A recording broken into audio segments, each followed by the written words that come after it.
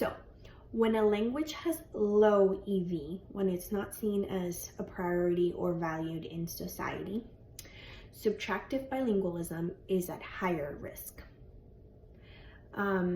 Meaning that if your child is learning a minority language at home and that language is not perceived as cool or necessary by society, then your child is at higher risk of attrition or losing that minority language that you're trying to teach at home.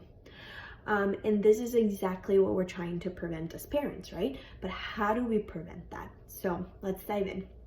So we all want our children to experience additive bilingualism. That's when they learn two languages and it doesn't harm one or the other, the exposure and the use of one or the other. And learning the minority language and retaining it when exposed to that majority or dominant language. So here are some theories that will help us brainstorm how to go about that. So, additive bilingualism is best fostered when special conditions protect and promote the low EV language. So the author claims that additive bilingualism is more likely to happen when your child's language experiences promote these three factors. So we're going to talk about autonomy, we're going to talk about competence, and then relatedness. So autonomy is when a child is given choices of activities in that minority language and their initiative with their choices is valued. So it goes from mom and dad are forcing me to know and learn this language to I have the autonomy to choose to learn this language through these activities that interest me, right? And then my initiation or my appreciation of those activities is valued. So that's going to help your child want to maintain that minority language. Competency is when a child is challenged optimally in that minority language. So that means that they're challenged enough in the minority language, but not challenged too much that it discourages them from acquiring it. And then they receive positive feedback on how using that language is going. So positive feedback is important. And then relatedness is when a child's use of the language is valued and accepted. So the authors argue that all of these three factors lead to satisfaction and self-determination. Self-determination is when a child's desired an initiative, or when the child has a desire and an initiative to learn and use the language. Lots of parents ask me, so how do I get my 9-year-old to speak my native language? And so I would have to guide them toward, fostering and drawing self-determination out of that 9-year-old. So how do we do that? So the authors talk about two factors to the equation. First part of the equation is identity, and then you add need. So identity generally comes from being exposed to a language, the culture, its values at home through practicing the language and its traditions with family. Now need is found more in the public use of a minority language or a language. So a lot of us have an easier time fostering that identity piece because we speak it at home, we FaceTime with grandma, we practice certain holidays or traditions in the culture, so that identity piece is more accessible and easier for a lot of parents to tap into. However, the authors argue that having the need portion of the equation is essential, an essential part of the formula for creating that self-determination, that internal drive for the child to pursue the language. So what does that mean? So the need is when you use the language, in a public domain or outside of the home with people other than your nuclear family or extended family. And this shows the child that using the minority language is functional. It shows the child that there are pockets of society and people in society that value the use of the minority language and need to use the minority language in order to communicate. And so the more the child is exposed to quality socialization in that minority language, the more that they will be self-determined to learn it and use it and become part of that linguistic community. So practically speaking, how can we do this? So how can we build that second part of the equation, the need? I would say trying to figure out if you can find play dates with children and families who speak that minority language. Child-friendly events that promote the use of that minority language. So library time, a lot of libraries have like Spanish story time, as well as like concerts for children in Spanish or in that minority language. Also, childcare, daycare, preschool, and grade school is a very strong way to show your child the need to know that minority language, particularly academically, beyond just social needs. Traveling to other countries where that minority language is the native language and is the majority language and has high ethno-linguistic vitality shows the child that there is value in that language, and that if they don't have exposure to it and knowledge to it, they wouldn't be able to otherwise communicate with some people around the world.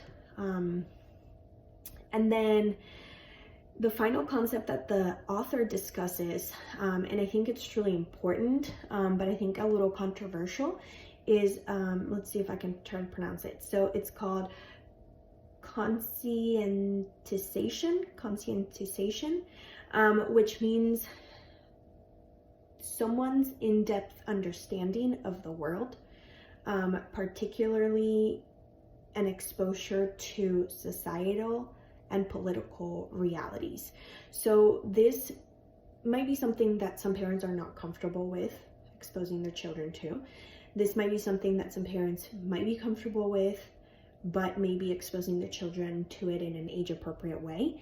And this might be something that some parents just are totally honest with their children about. So what this means is that you try to show your child, practically, but also having conversations, the reality of the status of that minority language, why that minority language might not be valued by the society they live in. You don't have to get into the political, controversial reasons why that minority language might not be favored by the community, but you can just make it as simple as, everywhere we go, when we leave our home, English is used, right? All the signs on the street, all the signs at the store are in English, or the majority language. When we go to library time, the books are read in English. When you go to school, your teacher uses English, your neighbor speaks English. So everywhere we go, English is really valued and strongly used, which makes us feel like we might not need to know and learn this other language, the minority language, and just kind of talking to your child in an age-appropriate way about how society either directly or indirectly favors one language over the other.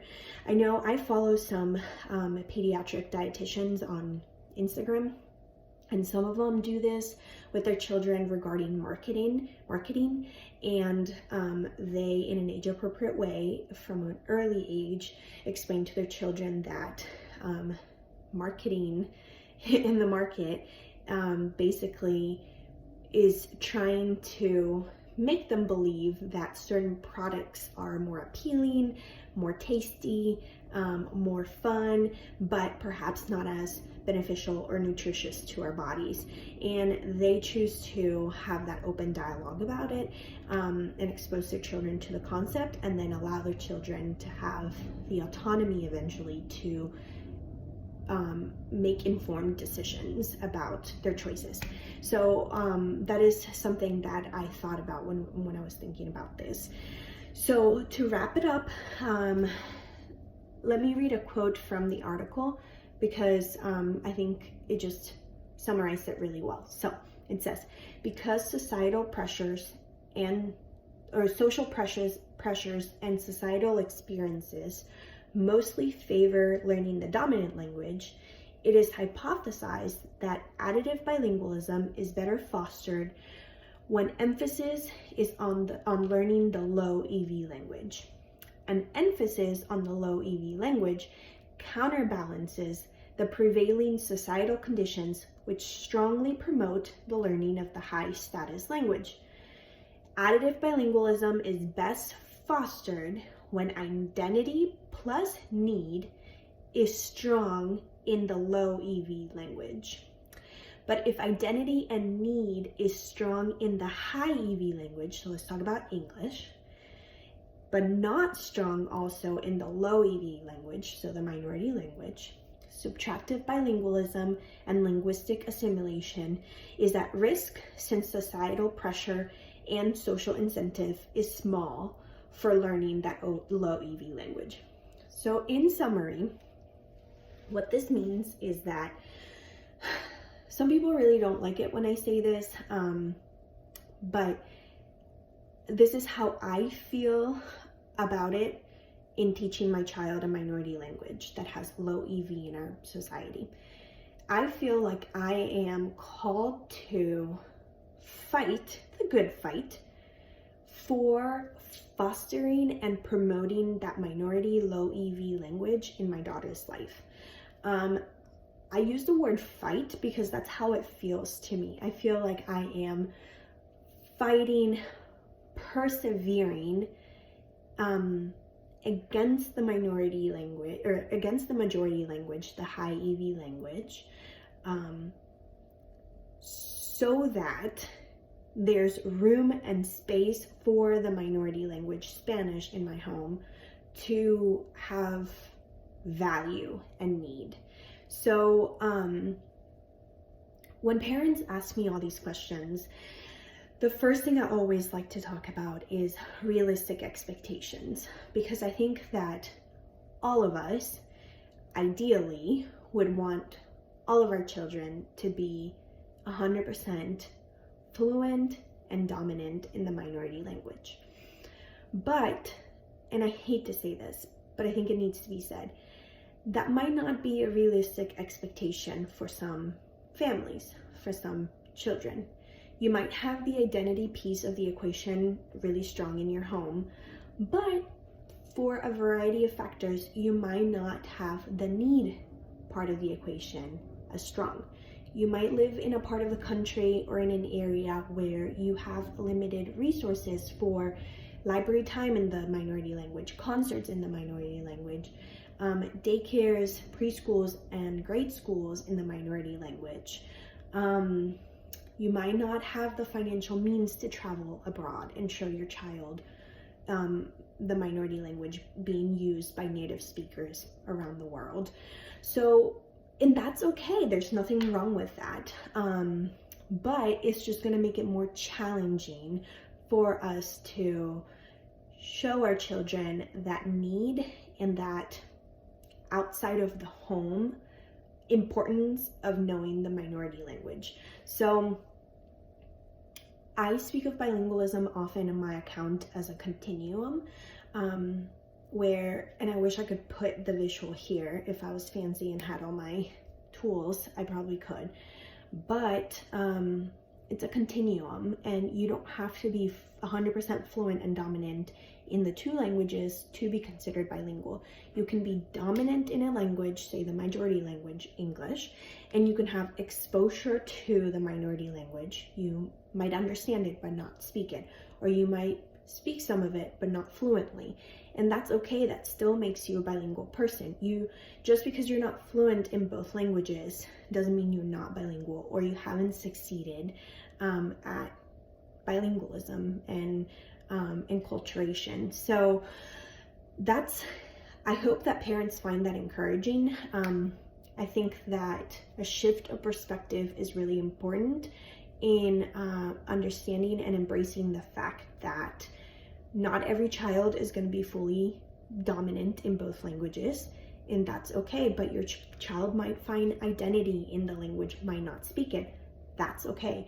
Your child might find identity in the language and the culture, might understand it, but might not speak it, and that's okay. Your child might not find identity in the culture, but might understand the language and speak a little bit of it, and that's okay. Or your child might find identity in the language and the culture, might speak it fluently, and that's awesome too. So it's a spectrum, it's a continuum, and it's not black and white.